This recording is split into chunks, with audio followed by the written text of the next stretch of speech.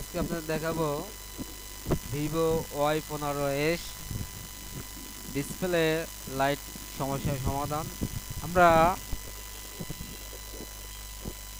এখানে দেখতে পাচ্ছি কানেক্টরে আছে, এখানে এই প্রান্তে দুইটা লাইনে এই কে এলইডি কে 1 নম্বর 2 নম্বর লাইন হচ্ছে এলইডি কে। তারপর আমাদের অপর প্রান্তে আছে 2 নম্বর লাইন এলইডি এ। তারপর আমাদের এখান থেকে আছে 3 4 5 6 7 8 9 10 11 12 13 13 নম্বর লাইন আছে সিএবিসি লাইন। আমরা লাইনের রিডিং দেখবো, আগে রিডিং ঠিক আছে কিনা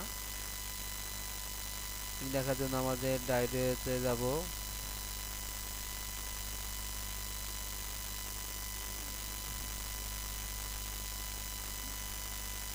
ডায়োডেতে কানেক্টর,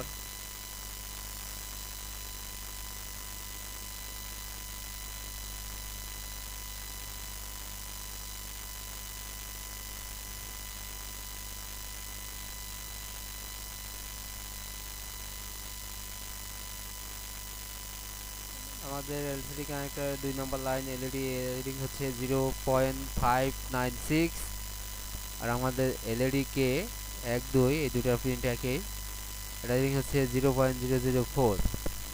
তারপর আমাদের সিএবিসি লাইনের রিডিং হচ্ছে 0.572। আমরা যদি এখানে লাইনটি কোথায় গেছে তা দেখার জন্য আমাদের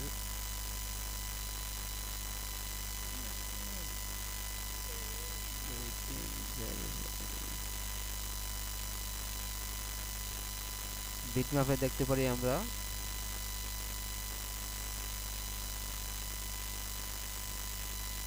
বিটম্যাপে আমাদের 2 নম্বর লাইন এলইডি এ লাইনটি আমাদের এই রেজিস্টার থেকে এই ক্যাপাসিটারে ঢুকছে। এসএমডি ক্যাপাসিটার থেকে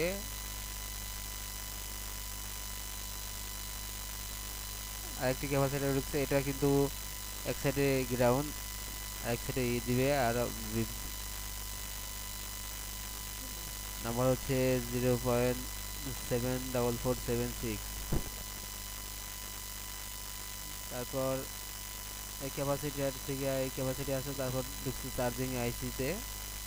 আমরা লাইটিং এই কয়েলে আছে লাইনটি,